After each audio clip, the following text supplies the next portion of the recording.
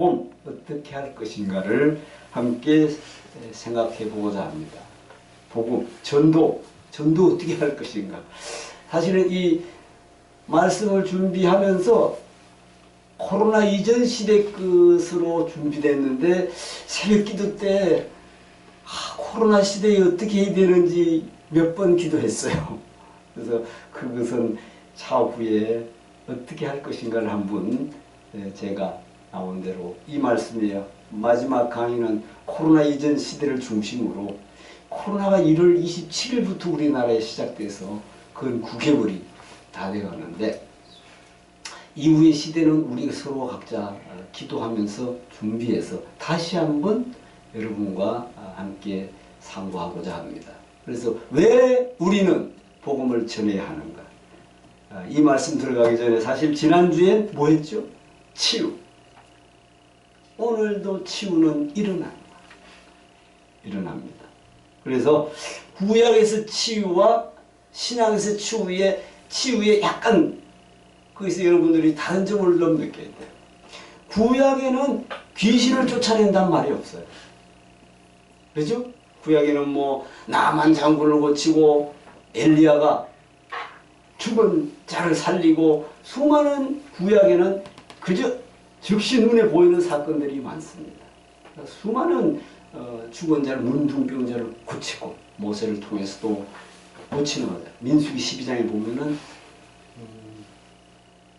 미리암에게 문둥이가 되죠. 미리암이 그때 하나님 앞에 주여 그 미리암을 고쳐달라고 기도했을 때 문둥병이 걸리니까 어떻게 해요?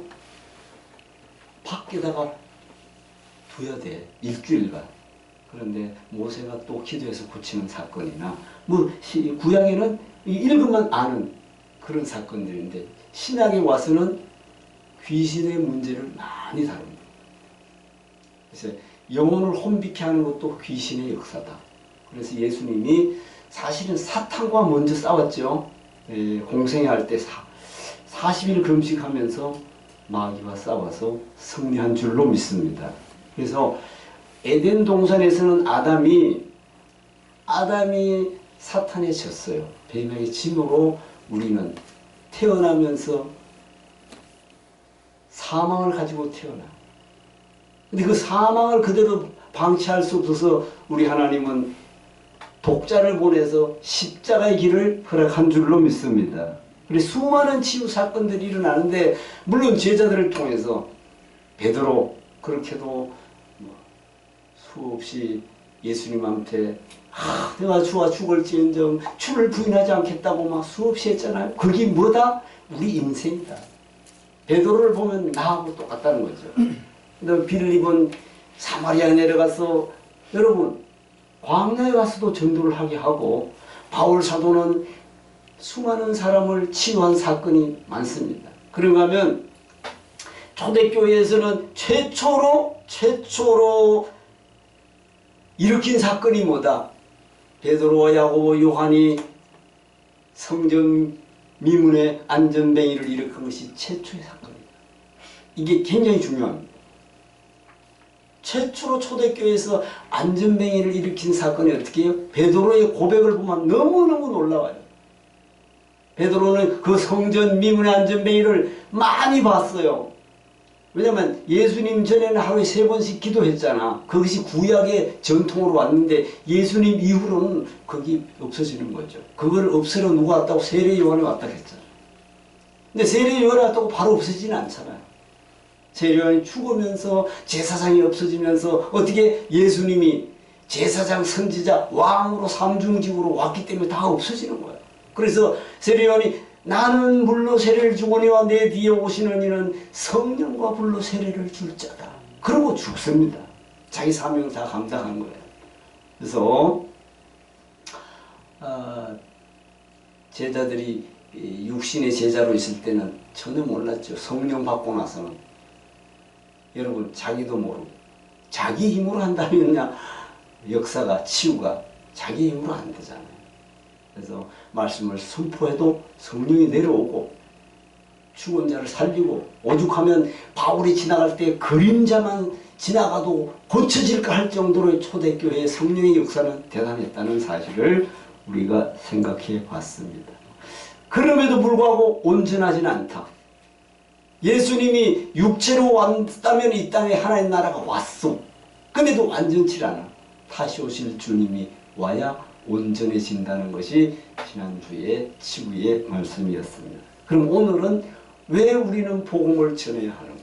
이 말씀을 상고해보면, 첫째, 복음 전도는 예수님이 직접 명령하신 대명령입니다. 오늘 본문에서 가서 모든 족속으로 제자를 삼아.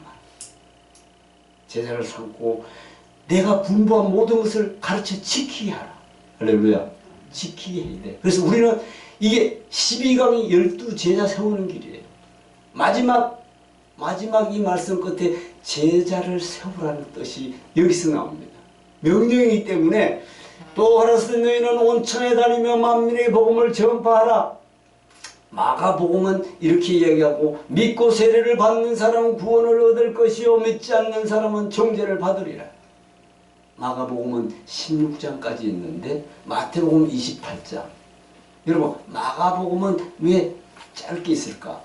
마가복음은 수식이 설명이 필요 없어요. 왜? 이방인에게 쓰는 것이고.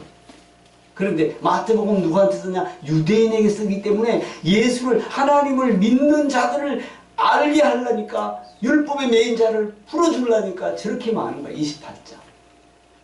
요한복음 21장, 누가복음은 24장. 그래서 마가복음은 간결합니다. 간결하게 그래서 만민에게 복음을 전파하라고 했습니다. 왜? 둘째, 사람의 마음속 깊은 곳에는 누구나 공허감과 흠감이 있다. 이걸 누가 먼저 말했죠? 다윗의 아들 솔로몬이 전도서에서 이야기했어. 전도서에서 전도자가 가로되 헛되고 헛되니 모든 것이 헛되도다. 사람이 해 아래 수고하는 모든 수고 자기에게 무엇이 유익하고 한 세대는 가고 한 세대는 땅은 영원이다. 해는 떴다가 저며 그 떴던 곳으로 빨리 돌아가고 모든 강물은 바다로 흐르되 바다를 채우지 못하노라. 여러분, 지혜자가 이런 소리.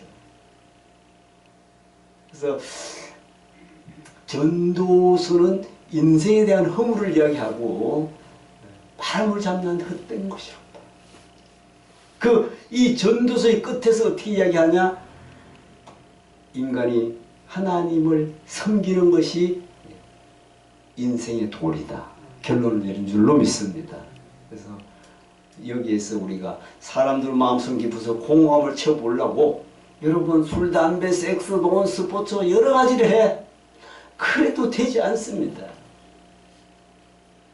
오직 예수님과 함께하면 내가 가난해도 부유해도 나는 감사하는 삶이 이 모든 것을 해결하게 될 줄로 믿습니다. 왜 나는 이렇지? 이것이 변합니다.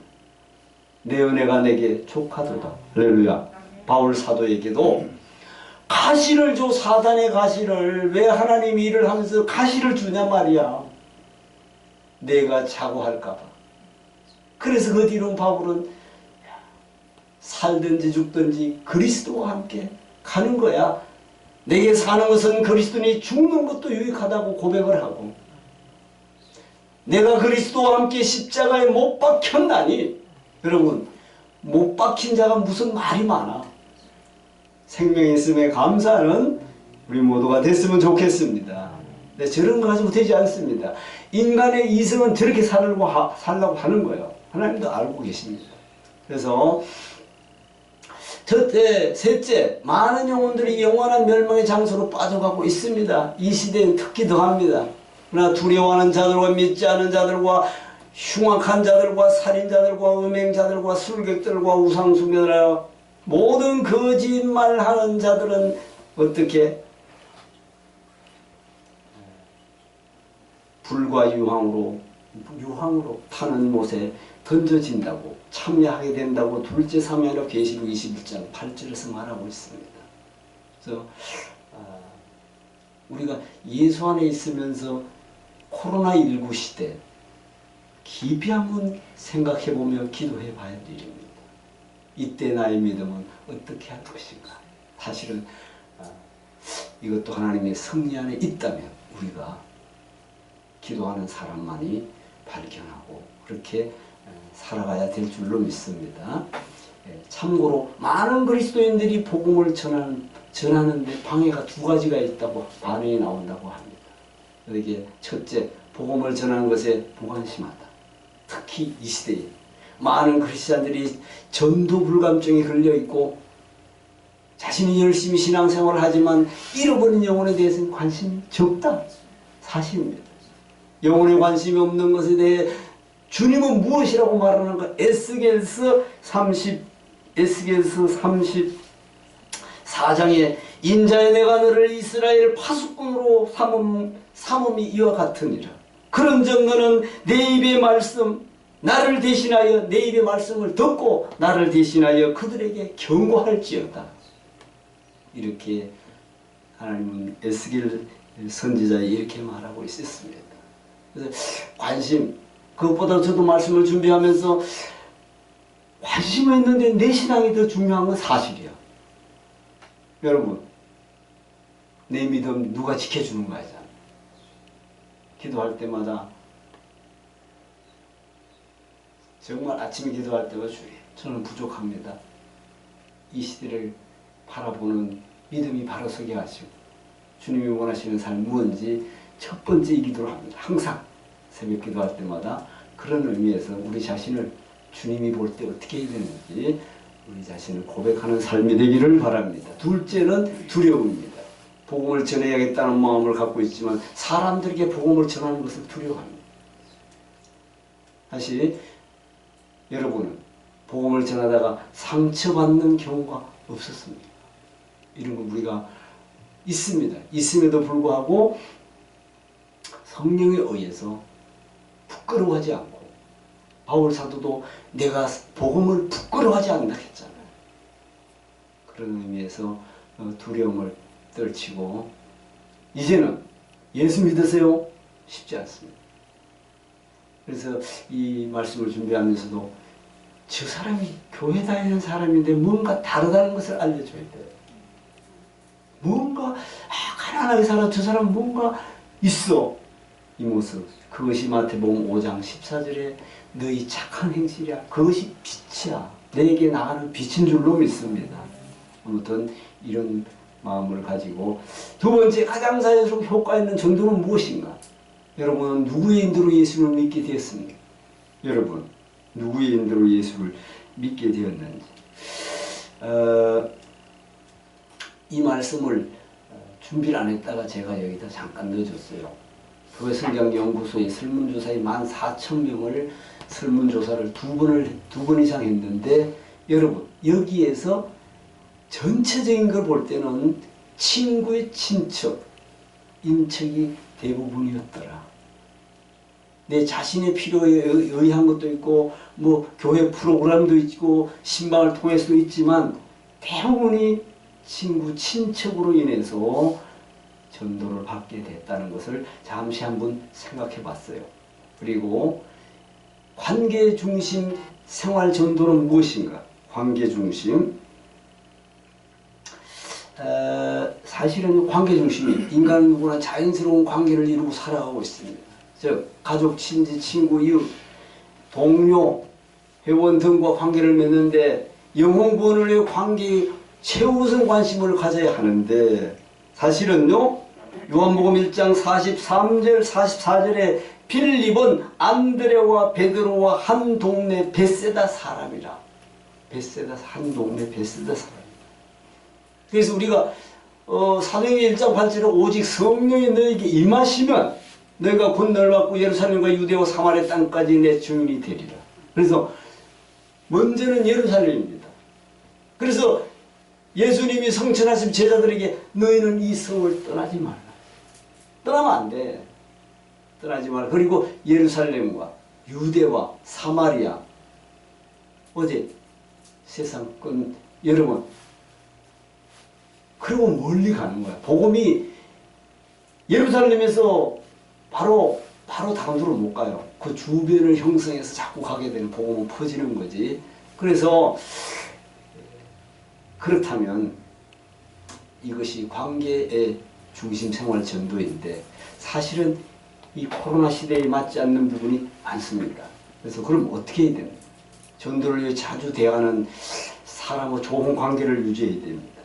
예수 믿는 사람 좋은 관계 유지가 참 쉽지 않습니다. 만일 전도자가 뭐 고부관계 시대에 처가 형제, 동서, 친구, 이웃 등을 가까운 관계와 불화한다면 전도가 절대 안 됩니다.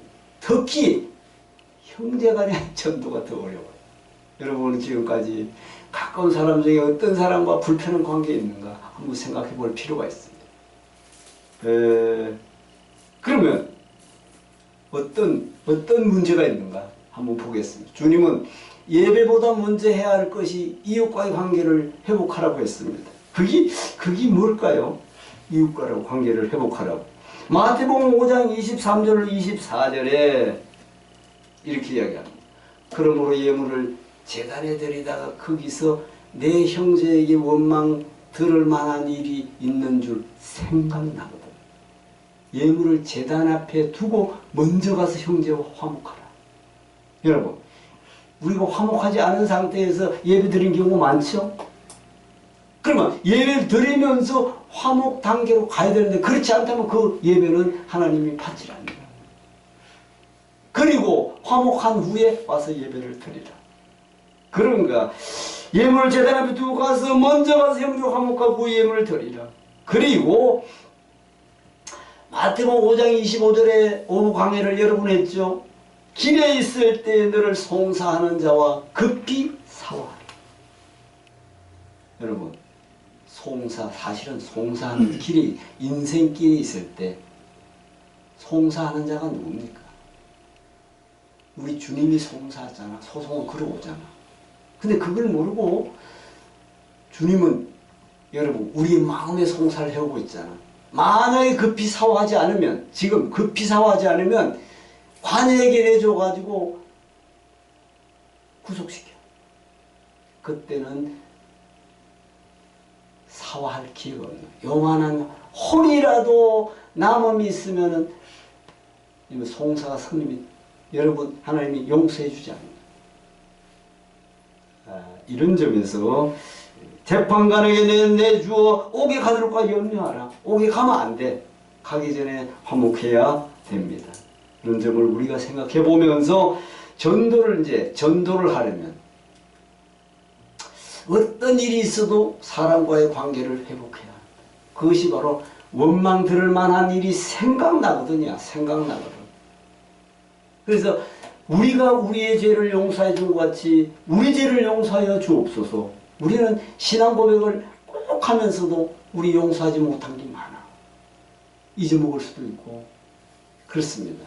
그래서 회복의 문제를 말씀하고 있는데, 두 번째 이웃과 친밀한 관계를 만들 수 있는 방법은 무엇인가? 이거는 뭐 아주 간접 접촉의 방법이 있는데, 편지 혹은 교회 주보에 매일 방송 생일 카드 발송하면서 상당한 시일을 두고 꾸준하게 해야 합니다. 전도지 시대가 아닙니다, 지금. 그래서 뭐 부침개들도 하고 뭐 호빵을 만들어 주기도 하고 하지만 문제는 교회에 나와야만 돼. 나와서 말씀을 듣고 변화가 되기까지 관리를 해야 될 줄로 믿습니다. 두 번째 직접 접촉 방법이 있는데, 전도 대상자의 마음의 문을 열고 여러분 친밀도를 높이기 위해서 구체적인 관심을 표현해야 돼요. 전도 대상자와 친해지기 위해서는 여러분이 실천할 수 있는 것이 무엇인지 한번 생각해 봅니다. 애경사, 병상, 참석, 김치, 당구 나눠주기, 아이 돌보기, 저녁 초대, 시장 함께 가주기. 여러분 코로나 시대 이거 안 돼. 생일날 초대 옛날에는 여러분 했습니다. 사실은 저희 교회 있을 때 제가 남성교회 회장으로 있을 때도 김영순 선사님도 같이 3년을 회장하고 저도 3년 할 때 그때는 정말로 뭐라고 말할 수가 없어요. 직장생활을 갔다 와서도 하룻밤에 두 군데 이상을 신방을 해요. 많은 시간 동안. 거기에서 우리가 여러분 아는 분은 사실 열매를 맺은 분들이 많습니다. 지금은 전혀 하나님과 관계없었던 사람들이 지금은 하나님의 교회 장로로 큰 사명을 감당한 사람도 있고, 그래서 전도가 그렇게 중요해요.